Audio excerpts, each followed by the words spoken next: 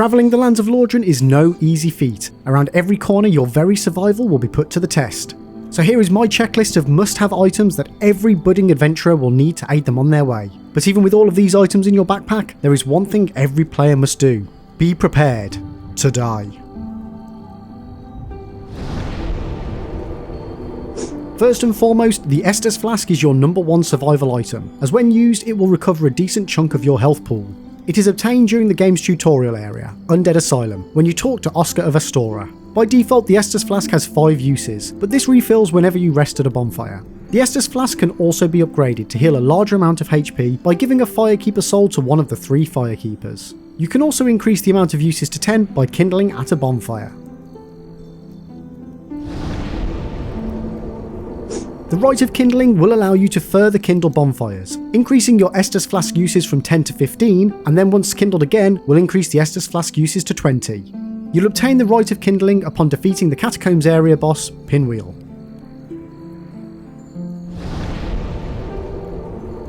There are 7 Firekeeper Souls located around Lordran, and these special souls can be used to reinforce your Estus Flask, which increases the total amount of HP that is restored upon use. In order to do this, you will need to present a Firekeeper Soul to one of the 3 Firekeepers in Dark Souls. For more information on where to locate the 7 Firekeeper Souls and the 3 Firekeepers themselves, check out my video linked at the top right of the screen. While not advisable, it is also possible to consume a Firekeeper Soul. Doing so will give you 5 additional levels on your humanity, and restore your health to full. But bear in mind, this temporary reward in no way compares to the benefits of upgrading your Estus Flask.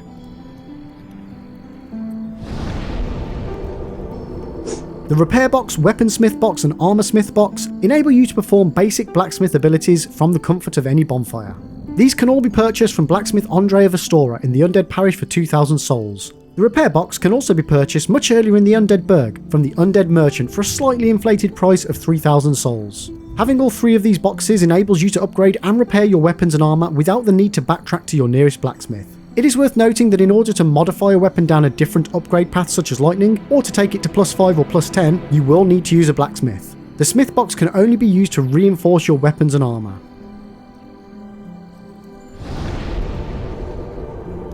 To upgrade your weapons past what is initially available by default, you will need to find a variety of embers and give them to blacksmiths. In total, there are 10 embers dotted around Dark Souls, and each one will allow you to upgrade your weapon down certain upgrade paths. These upgrade paths include Divine, Occult, Magic, Enchanted, Crystal, Fire, and Chaos. For a full guide on where to find each ember and what it can be used for, check out my video linked at the top right of the screen.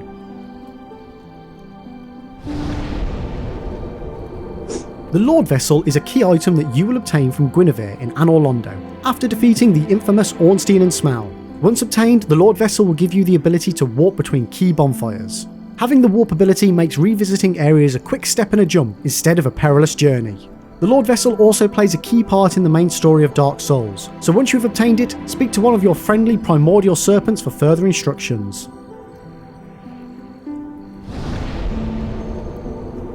Humanities, both single and twin, are a consumable item that when used will increase your humanity meter, located at the top left of your HUD.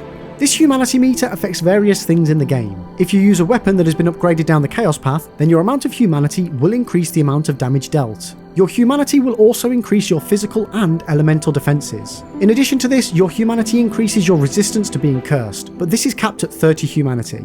Your item discoverability is also increased with a cap of 10 humanity. Once a humanity has been added to the meter, it can be used to regain human form after you have gone hollow. This can be done at a bonfire and will consume 1 humanity level. In addition, you will also need to consume 1 humanity from your meter to kindle a bonfire.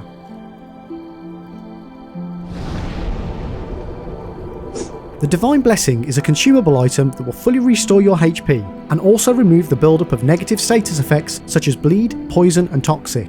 3 can be obtained if you choose Goddess's Blessing as a starter gift. 1 can be purchased from Rhea of Thorolund for 1,000 souls. 1 can be purchased from Patches the Hyena for 20,000 souls. 2 can be obtained by trading the Ring of the Sun Princess with Snuggly the Crow. And several can be obtained by looting chests and killing vagrants. Before we move on to the next item, if you are enjoying the video, don't forget to like and subscribe and ring that bell to make sure you don't miss out on even more Dark Souls content. While they may just look like ordinary pebbles, Prism Stones can save your life if you remember to use them. While they can be used to just leave a breadcrumb trail as you navigate new areas, or even provide a shining beacon in the darkest of tombs, they are the most useful when determining whether a certain drop will end in death. Simply stand at the edge of a precipice and use a Prism Stone. If you hear the stone land, you will survive. However, if you hear a scream, certain death awaits you. Finally, there is one area of the game where the Prism Stone figuratively shines the brightest, and that is the Crystal Caves. In an area where invisible paths lead to not just loot but salvation, having these illuminating stepping stones will help to safely guide you on your way. They can be purchased for 10 souls from the female undead merchant, Patches the Hyena and Hawkeye Goth. A stash of 20 Prism Stones are found in a chest below the staircase in the Duke's Archives, just prior to entering the Crystal Caves. They do also drop from White Good Vagrants.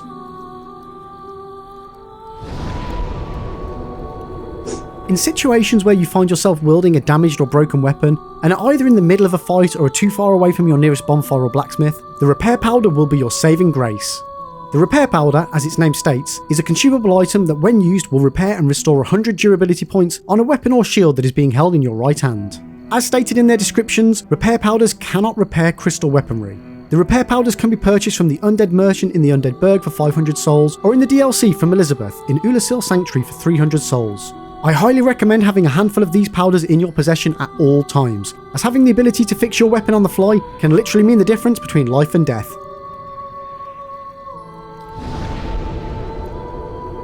When exploring New Londo Ruins, the area directly below Firelink Shrine, you will encounter a whole variety of ghosts.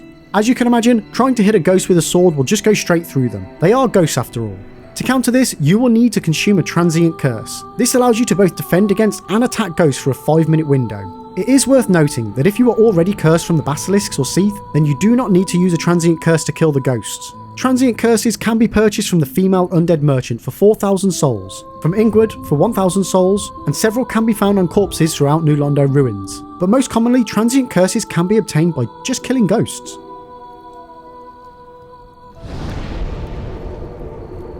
The Homeward Bone is a very handy consumable item that will literally teleport you back to your most recent visited bonfire. This item is extremely useful if you find yourself running through a gauntlet of enemies on a quest to obtain a shiny bit of loot, but you don't have the strength to fight your way back out. Simply use the item and you will be home safe, with all your humanities and souls intact. Homeward Bones can be purchased from the female undead merchant, Blacksmith Vamos and Oswald of Corinth for 500 souls. Hawkeye Goth sells them for 300 souls, and Marvellous Chester sells them for 600 apiece.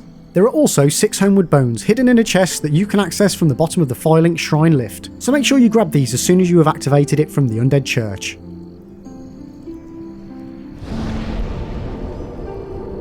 As you utilise stamina to pretty much do everything in Dark Souls, having a healthy stash of green blossoms in your inventory will serve you well. The green blossom is a consumable that increases your stamina recovery speed by 40 points per second and lasts for 1 minute per use. The effects of the green blossom also stack with the Chloranthy Ring, Grasscrest Shield and Mask of the Child, making you a stamina recovery machine. Green blossoms can be obtained from the Crestfallen Merchant in Sen's Fortress for 1,000 souls, and from Marvellous Chester in the DLC for 1,200 souls apiece. There is also a 15 to 25% chance that they will drop from the Red Frog Rays located in the Darkroot Garden. Enemies in Dark Souls have the ability to inflict damage over time effects on you, such as poison, toxic and bleed, and as such these debuffs have counters to help the player out. The Purple Moss Clump is a consumable that removes poison bleed up and cures the poison status effect. They can be purchased from the female undead merchant for 500 souls. The Blooming Purple Moss Clump removes both poison and toxic buildup, and cures both status effects, making it much more useful than the standard Purple Moss Clump. They can be purchased from the female undead merchant for 1,000 souls, from Marvellous Chester for 1,500 souls. The Blood Red Moss Clump removes bleed buildup, and can be purchased from the female undead merchant for 300 souls. All 3 moss clumps can be obtained as drops from enemies such as Ents in Darkroot Garden and the Treant Gardeners in the Royal Wood. In addition to this, both the Purple Moss and Blooming Purple Moss can also be obtained as drops from Vagrants and the Blowdart Snipers in Blighttown. And talking of Blighttown, this poison swamp will test you, and I highly recommend stocking up on as many Purple Moss and Blooming Purple Moss clumps as you can prior to entering this area of the game. The Purging Stone is probably the one consumable item that every player wishes that they had but don't. It is the best insurance policy that I can advise you to take out. This handy item reduces curse buildup and breaks the curse that you will inevitably find yourself under. Being cursed halves your potential health pool, and this can be a nightmare of a situation to find yourself in, so make sure you have at least one Purging Stone in your inventory at all times. They can be purchased from the female undead merchant for 6,000 souls, or from Oswald of Krim for 3,000 souls. These prices may seem expensive, but well worth it for avoiding the frustration of tackling tricky areas with a mere 50% of your health. There is also a 10% chance that they will drop from the man-eater shells in Ash Lake and the Crystal Cave, as well as being dropped by vagrants. 2 are also obtainable by trading cracked red eye orbs with Snuggly the Crow.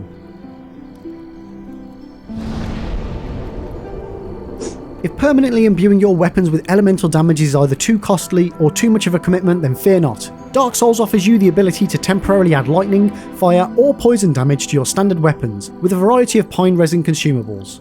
The gold pine resin will add 150 lightning damage to your right hand weapon for 60 seconds. 3 of these can be found in a chest in the Undead Burg, near the first crossbow sniper. A limited amount of 3 can be purchased from Domhnall of Xena for 1,000 souls each, and 5 can be purchased from Elizabeth for 1,000 souls each in the DLC. They can also be obtained as drops from defeating enemies such as vagrants, and both the small and large mushroom people.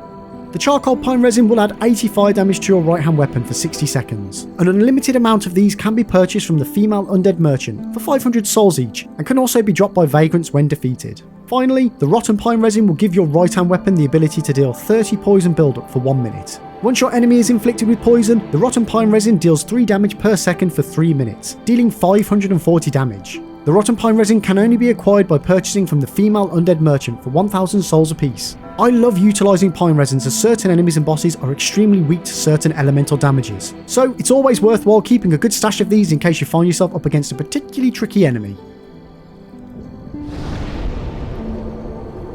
The Alluring Skull is a throwable consumable that attracts certain enemies to the area it lands at. While the effect only lasts for around 5 seconds, it can be extremely useful at distracting your enemies long enough to sneak past them or perform a critical attack, and in cases such as the Fangboar, goad them into walking into fire and just killing themselves.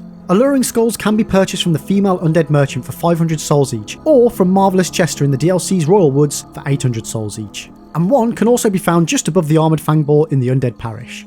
While unfortunately bosses are not weak-minded enough to be fooled by such tactics, there are a whole host of enemies in the game that are susceptible to our trickery, such as Hollows, Boulder Knights, Berenite Knights, Blow Dart Snipers, and also many an NPC / mini-boss such as Havel the Rock, Lotrick of Karim, and many, many more.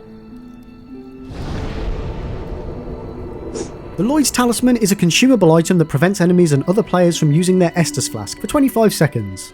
It can also be used on enemy mimics, causing them to fall back to sleep, allowing you to then collect its item without being attacked. But bear in mind, the mimic will wake up again after 25 seconds. These can be purchased from the Undead Merchant for 500 souls, or from Marvellous Chester in the DLC for 800 souls each. You can also obtain 4 at the start of the game, as they are located in a chest below the lift in Firelink Shrine. The Lloyds Talisman is one of those items that you hopefully won't need, but having a handful on your person in case you encounter a rogue mimic can come in very handy. And for now, that's it. I hope this checklist of items will serve you well as you venture across the lands of Lordran. Let me know in the comment section below which items you find the most useful, and let me know if there's anything you use a lot that I haven't even mentioned. As always, thanks for watching, and make sure to like and subscribe for more Dark Souls content.